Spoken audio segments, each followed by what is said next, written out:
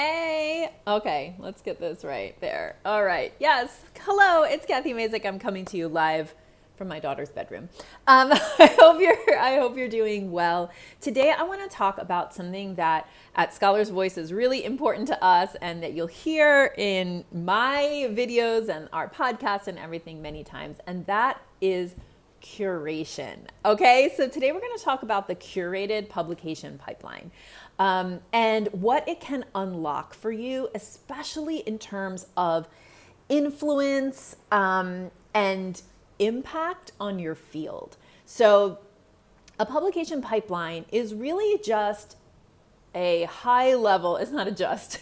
The publication pipeline is a high level project, multi-project map of all of the writing and publishing projects that you have, I call in play, right? Like, so everything from idea to submitted publication, and also the revise and resubmit process is part of your publication pipeline.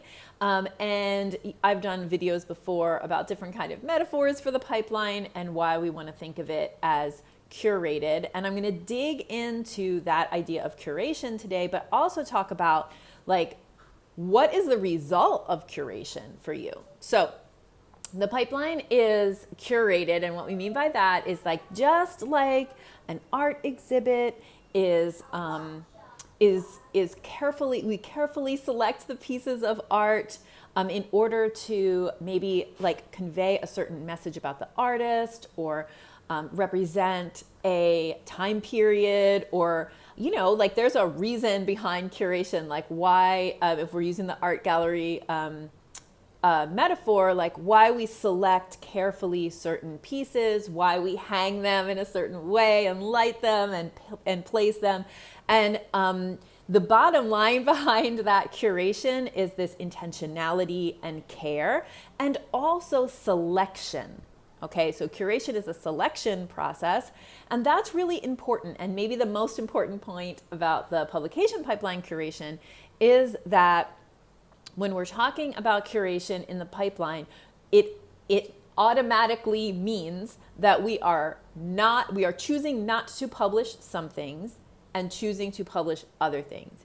And we want to make those choices really intentionally and strategically, because what we don't want to do as professors is be just pulled by this idea of publication scarcity that is drilled into us since grad school, right? Like, how many publications are enough? Who knows? Like, more. And if we don't have a good like kind of number in our head that is realistic and based on our current position and what we want to do in the season of career that we're in, then then all we're thinking is like, we must publish everything, right? And so things that are not actually the best uses of your time and energy can make it into your publication pipeline, which, remember, is a high-level multi-project plan. Those things can make it into your publication pipeline, and what happens then is that your pipeline gets clogged up with things. And what that means is you are publishing at a level below where you actually could be.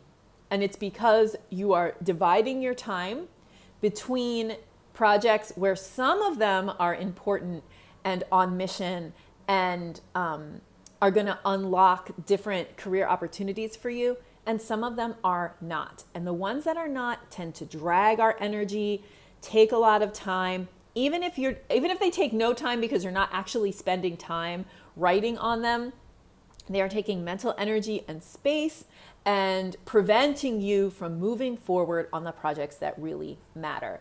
So curation of the pipeline is that careful, intentional selection, right? I could publish 10 things off of this data set. It's possible. I could squeeze 10 publications out of the data set. What are the 2 or 3 or maybe even 1 that really deserves to make it into the pipeline and thus make it out the other end? That's how we need to be thinking about the publication pipeline, especially in early career, but really in any moment. Because your publication pipeline is saying something about who you are as a scholar. It is also helping to create your impact in the world, in terms of, you're out there, the right people are reading your work so that you're influencing their thinking about their research projects, and the field is moving forward and you're influencing the direction in which the field moves. If you don't curate your pipeline, and thus your pipeline slows down, it gets like mired in unimportant projects or in that those scarcity projects, which is like, oh, because it is possible to get 10 publications out of this data set, that means I must try to get all 10 publications that have come to my mind out of the data set. If that's happening, what you're doing is like you're just slowing everything down, and you will be publishing less. Your intention is to publish more, but the actual reality of what will happen is that you will publish fewer things than you want, need, intend to, and then your impact on the field will be diluted.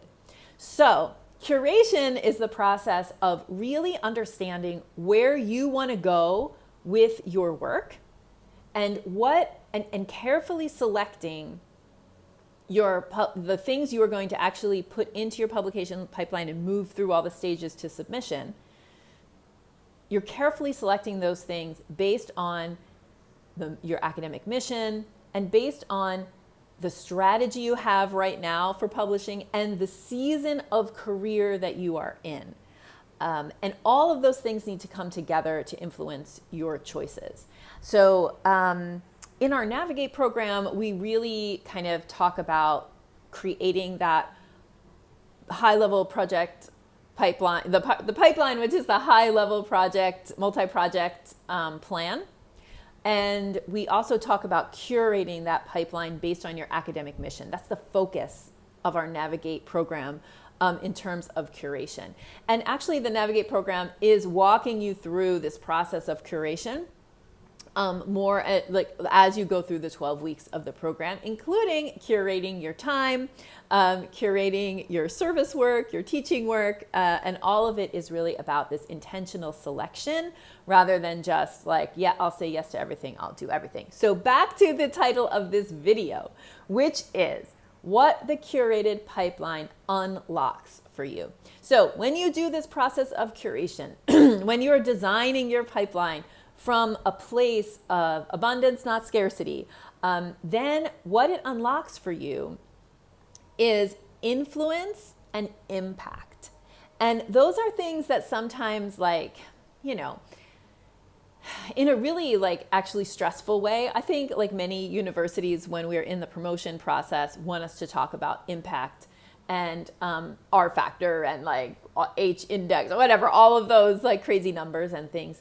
But the way that I like to think about impact is, are your messages out in the world and are they reaching the brains of the people who you want them to reach, right? So like that's why publishing in like a really niche kind of journal, even though it might not have like a big impact factor, can be really awesome for your career, because the kind of really small subset of people who are right there, who you really want to influence, are more likely to read that niche journal than the big famous journals, where everybody across a big undefined field is reading those. I mean, that's just one way to look at things.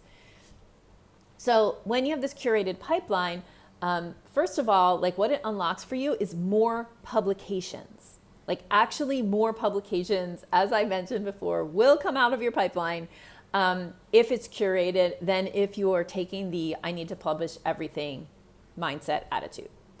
It will unlock more influence for you, because guess what? When you're not publishing, your influence isn't out there on the field.